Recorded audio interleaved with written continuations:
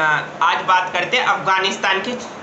इस समय क्या चल रहा है अफगानिस्तान में, क्योंकि इंडिया का पड़ोसी अफगानिस्तान भारत के अकॉर्डिंग, क्योंकि भारत में जो जम्मू कश्मीर है जो पाक ऑक्यूपाइड, वहाँ से इंडिया की सीमा मिलती है, लेकिन सारी दुनिया इसे मानती नहीं है। लेकिन इस समय अफगानिस्तान की सिचुएशन वेरी क्रिटिकल चल रही है, क्योंकि वहाँ पे जो अभी हालात है वह मतलब भारत को उस पर नज़र बनाए रखनी होगी, क्योंकि अशरफ गनी है वह पहले अमेरिका के पिट्ठू थे, मतलब अमेरिका, लेकिन अब उन्हें भारत वालों ने से इतना सपोर्ट मिल रहा है कि भारत वाले जो डिप्लोमेटिक है वह बात नहीं कर रहे, क्योंकि वहाँ से डोनाल्ड ट्रंप साहब हैं, उन्होंने कहा है कि अफगानिस्तान से हम अपने जितने भी ट्रूप्स हैं सबको वापस बिठा देंगे। मतलब वो वापस जा रहे हैं वहाँ से जितने भी ट्रूप्स हैं, तो वहाँ पे बड़ा संकट आ चुका है, क्योंकि उनके पास जो वेपन्स थे ट्रूप्स, जो अमेरिकन सोल्जर जो वहाँ पे यूज करते थे, वो किसके पास जाएंगे। मतलब अब वहाँ पे बच रहा है तालिबान, और वहाँ पे दो दो राष्ट्रपति, ये भी एक इस समय बड़ा वो है, क्योंकि अब्दुल्ला कह रहे हैं मैं राष्ट्रपति हूँ, क्योंकि वहाँ पे वो कह रहे हैं कि इलेक्शन में गड़बड़ चाल है, दोनों पैरेलल सरकारें चला रहे हैं। तो इस समय समझ में नहीं आ रहा कि अफगानिस्तान में किसकी सरकार है, लेकिन इंडियन लोग हैं वो अशरफ गनी के अलावा और किसी से बात करने को तैयार नहीं है। मान लो तालिबान वहाँ पे सत्ता में आ जाता है आने वाले समय में, जिसका कि 50% से ज़्यादा एरिया में तालिबान का ही कब्जा था अभी भी, क्योंकि जो वहाँ पे अर्बन एरिया उसमें थोड़े सही लोग हैं, तो मतलब सरकार को मानते हैं, लेकिन जो वहाँ पे रूरल एरिया है, जहाँ पे वो पहाड़ी एरिया, वहाँ पे तो अभी भी तालिबान की चलती है, वहाँ तक तो अमेरिका नहीं पहुँच पाया इतना। तो मतलब ये करेंगे क्या जो मतलब, और वहाँ पे और भी छोट-मोट ग्रुप है, आईएस का बन रहा है, मतलब इतने सारे, इतने 2001 से जॉर्ज डब्ल्यू बुश साहब आए थे, तब उन्होंने बड़ी बड़ी बात करी थी कि अफगानिस्तान में ये कर देंगे वो कर देंगे। मतलब वहाँ पे इतने साल करने के बाद 2020 में डोनाल्ड ट्रंप साहब ने घुटने टेक दिए और कहा कि मेरी बस की नहीं है, मैं जा रहा हूँ वहाँ पे, इतना सैन्य खर्च हो रहा है ये है, क्योंकि डोनाल्ड ट्रंप साहब है बिजनेसमैन, उन्होंने देखा यहाँ पे मेरा कुछ करने का फायदा नहीं है। पहले उन्होंने कहा था आतंकवाद को खत्म कर देंगे, ये कर देंगे वो कर देंगे, ऐसा कुछ हुआ नहीं अफगानिस्तान में। और आज ऐसी सिचुएशन हो चुकी है कि वहाँ पे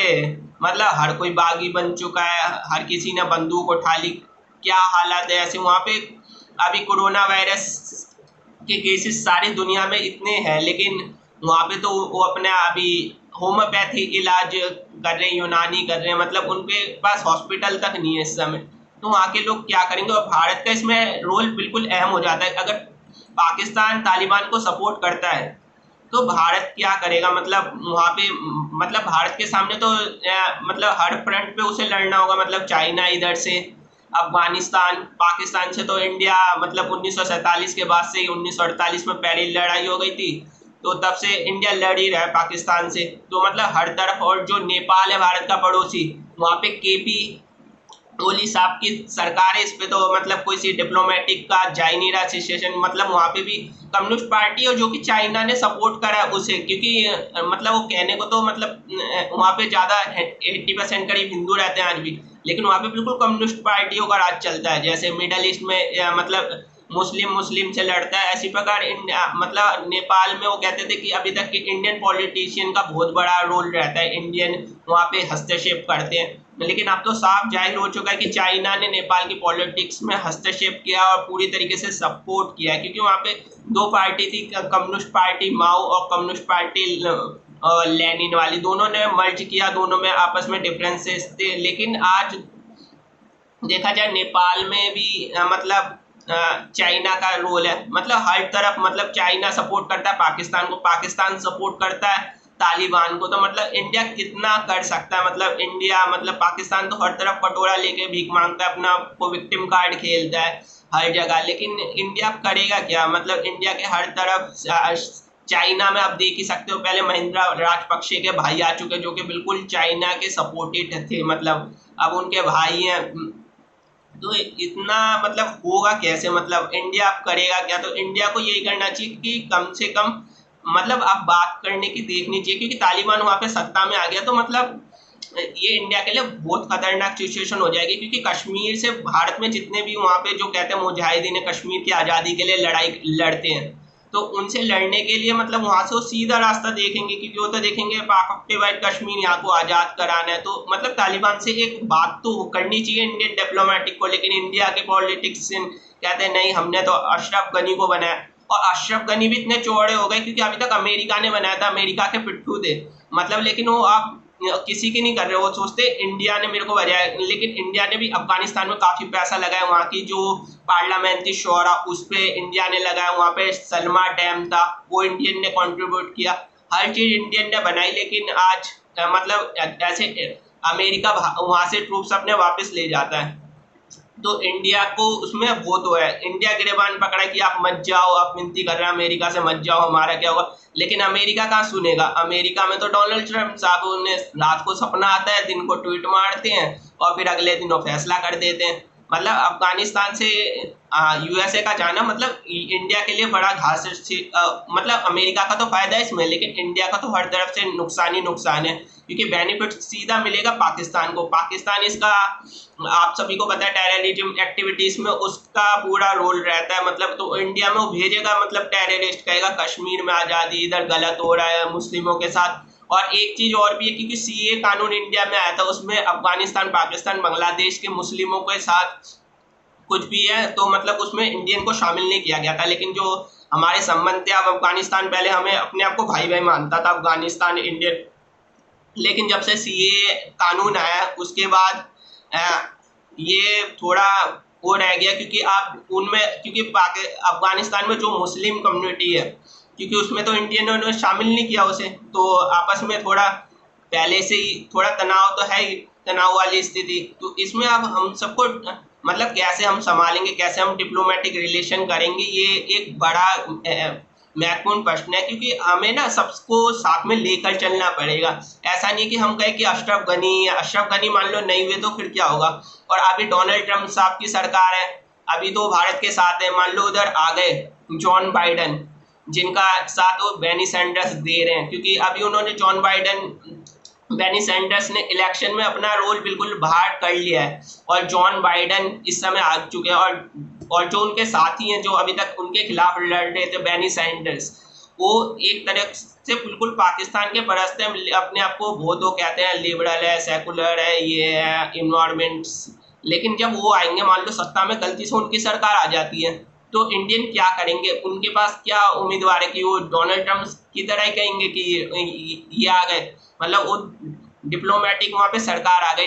डेमोक्रेटिक पार्टी की, तो फिर इंडिया के रिलेशन कैसे होंगे। आज हम डोनाल्ड ट्रम्प किससे उम्मीदें लगाते, इस समय ना दो गुट पूरी दुनिया में बने जा रहे हैं, तो इस पर ध्यान देना होगा। चाइना के साथ इस समय north Korea, Iran, Russia, Pakistan, ये सारी कंट्री है जो इस समय चाइना के साथ, और यूएस के साथ भी अपनी पाई वाई तो उसके साथ रहती है, जिसमें USA, UK, France, New Zealand, Australia इस समय बिल्कुल स्कॉट मॉरिसन वहाँ के प्राइम मिनिस्टर है, जो कि बिल्कुल चाइना के एंटी चाइनीज दिखते हैं। मतलब जब से वो बने तब से वो चाइना के खिलाफ मतलब उन्होंने ब्रेवरी दिखाई है, इतना मतलब किसी ने दिखाई नहीं है चाइना के अगेंस्ट बोलने की, लेकिन वो दिखाते हैं ऐसे सारी दुनिया के, मतलब दिखा दे तो मतलब कुछ हो सकता है। लेकिन इंडिया इस समय ब्रिक्स का भी पार्ट है, जिसमें चाइना सबसे बड़ा कंट्रीब्यूटर है। तो इंडिया को अपने रिलेशन कैसे दुनिया के साथ करने इस समय देखना पड़ेगा, क्योंकि अफगानिस्तान में जो सिचुएशन हाल ही में हो रही है, तो उससे मतलब वहाँ पे इस समय पता नहीं, क्योंकि वहाँ पे लोकल जो रहते हैं, वहाँ पे लोकल लोग वहाँ पे तो मतलब हर तरफ आप देख रहे हो वो किसी को नहीं छोड़ते, मस्जिदों में भी हमला हो रहा है, वहाँ पे स्कूलों में हमला हो रहा है, हर तरफ तालिबान ने किसी को नहीं छोड़ा। बहुत पहले की बात है, बामियान में वो मूर्ति गिरा दी थी बुद्ध की। तो ये अभी देखना बिल्कुल मतलब बचना वो करना होगा कि तालिबान आता है तो करता क्या है। तालिबान कहता है कि हम यूएस को कुछ नहीं करते, लेकिन वो यूएस पे कुछ नहीं करेगा, यूएस पे हमला नहीं करेगा, लेकिन और वो कहता है हम उसको नहीं करेंगे, लेकिन वो लोकलों को अभी भी मार रहा है। जैसे तालिबान अगले दिन ही उसने लोगों पे वहाँ पे हमले कर दिए, मतलब उधर इतना हो जाएगा, शिया सुन्नी जो आपस में करते हैं, वहाँ पे कम्युनिटी बहुत सारी है, तजीक है, बलूच भी रहते हैं अफगानिस्तान में, उजेब रहते हैं, तो बहुत सारे लोग रहते हैं, और उसकी कई देशों की बाउंड्री मिलती है 6 या 7 देशों के साथ। तो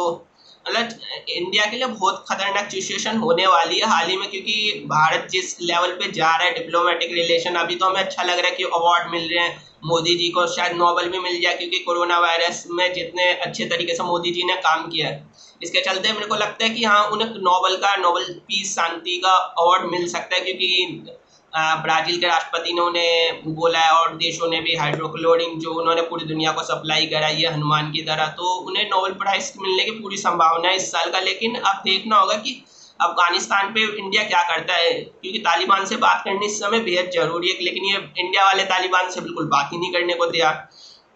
तो इस समय करंट सिचुएशन में अब्दुल्ला भी है वहाँ पे, अशरफ गनी तो भारत के ही हैं आप, क्योंकि वो भारत की सुनते हैं बिल्कुल। तो इस समय और आईएस और है, मतलब छोटे ग्रुप बहुत सारे हो चुके हैं अफगानिस्तान में। तो इस समय इंडिया का रोल अहम हो जाता है, क्योंकि अफगानिस्तान में इतना निवेश किया, इन्वेस्टमेंट किया है, तो वो जाएगा कहाँ से, वो तो पूरा बर्बाद हो जाएगा। क्योंकि पाकिस्तान तो यही चाहता, पाकिस्तान कभी नहीं चाहता कि वहाँ पे इंडिया इन्वेस्टमेंट करे, इंडिया का रोल हो।